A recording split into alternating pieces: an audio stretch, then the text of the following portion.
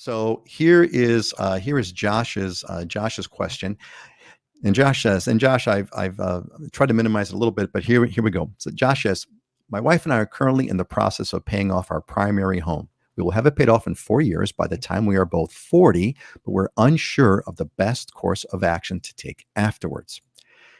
We have late model, low mile vehicles that we are planning to hang on to. We have no debt of any kind besides the house. My job of 15 years may soon be converting to work from home permanently, and my wife should find work easily in her dental hygiene field. We have a rental property that's netting about $300 per month, and we're thinking about selling it to get part of our down payment. We could get about 70 or 80K on the sale. The main question is your opinion on what we should do with our current primary home. We could rent it out, which would take in about 15 to 1800 per month of income, or we could sell it, which would net about 280 to 300,000. If we sold it, we would use the bulk of it to put forth a larger down payment, pay for our moving expenses, and add to our current savings. We got a credit score of about 835. We're looking for a home, not a condo. We don't blow money on nightlife, but we do enjoy eating out a couple of times a week. We enjoy traveling and understand that even if we have additional money to travel, naturally we're going to travel less because, well, we're living in Hawaii. Two curveballs, we'd likely will have another child, and we'd also consider Kailua Kona, especially if we found a property with the potential for additional rental income.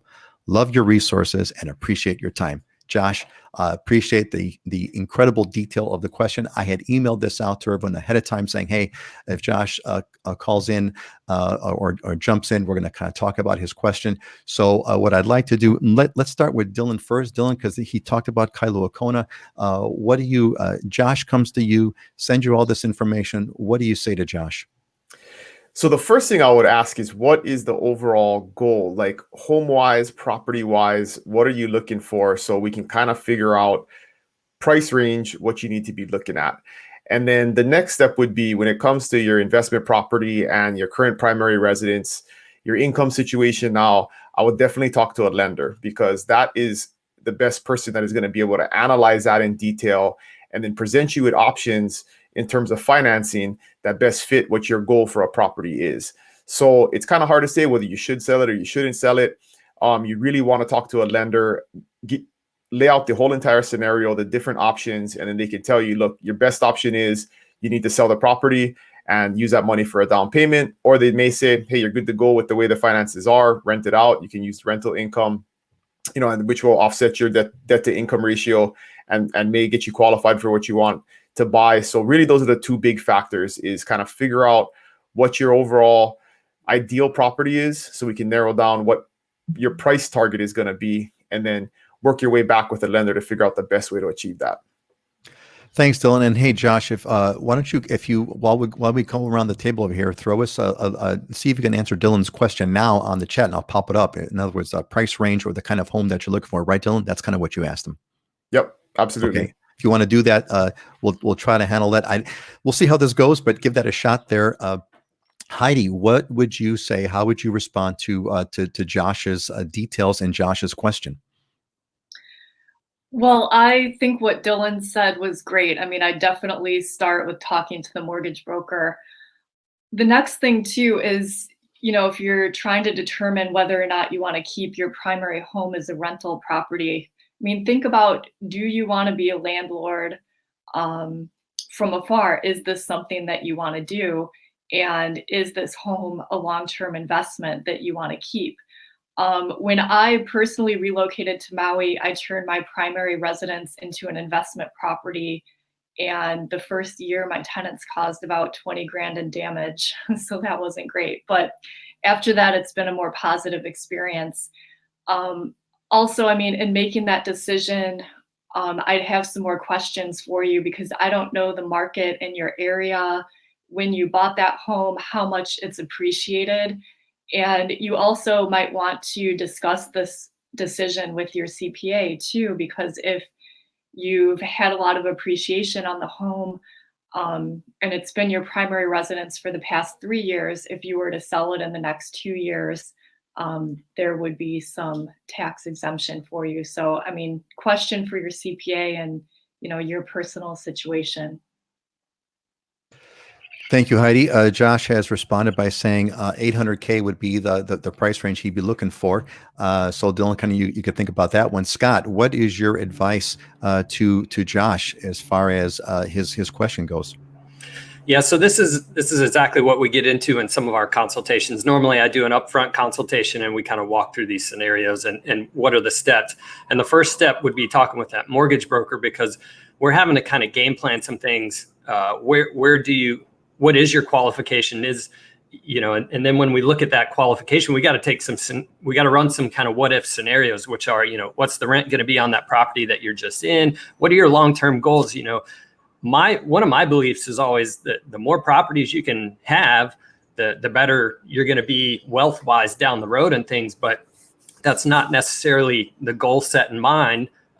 It may not align with the goals, or we can't. We do need to liquidate that to be able to buy here. So we run different scenarios with the lender, then come back to me and we look at those different scenarios and then we look at the properties. Where do you want to be? What do you get for that price point in those areas? And then you can make the determination of, okay, we may need to sell that to free up more capital so that we can adjust our price point, or we're going to have to be in a different area, or we need to make sacrifices. So it comes with some significant game planning and some strategizing. And that's what I love. That's where I feel like we can move the needle for clients and making them money or saving them a mistake significantly moving forward into the future for them.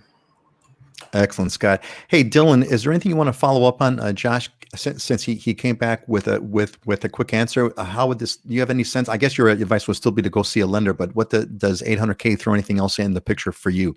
Well, to kind of add on to what Scott was talking about, so totally awesome advice. And so what you want to look at right now is that we can ballpark numbers, right? For an $800,000 mortgage, if you borrow the whole entire thing at interest rates where they are now, you'd probably be looking at somewhere around a $4,000 a month payment, right? And that's including taxes and insurance.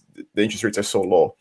And that's one thing to consider right now is you may be better off borrowing more money at these low interest rates as opposed to cashing out on another investment and lowering your overall amount that you borrow, right? So if you did cash out and maybe you put $200,000 down on an $800,000 house, now your mortgage is $600,000, you'd be looking at closer to a $3,000 a month mortgage. So it's all about kind of what your income looks like. Debt to income ratio is a very important factor in the lending process. And if you have no other debt, you should be well qualified.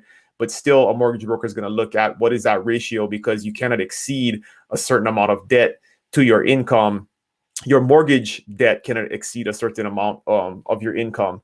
And so those are all things you would look at and kind of figure out, what are you most comfortable with? Are you comfortable paying a higher mortgage, but getting that income producing property to send you a check every month? Or are you more comfortable putting, cashing out there and putting that money down and lowering your mortgage payment every month? So lots of different factors, but definitely with interest rates being low, a lot of people are choosing, even people who have cash are choosing to borrow because they can make, you can pay 3% or less on your mortgage and then invest that money and make 6, 7, 8% in another investment, and it makes more financial sense. So like Scott said, tons of factors here. You got to kind of run them all and see what works best. Excellent. That's great advice. Really good and great. I'm so glad to have you guys as all of a part of this, and I appreciate that. As you all were talking, it's like, boy, this remote. I mean, we thought that this remote worker thing was going to have an impact, and clearly it seems that the remote work, because Josh is basically one of his things is he looks like he's going to be a remote worker, converting to work from home permanently. And this is kind of, Scott, you mentioned this as well, going on Oahu. So I'm sure this is like a big trend going on.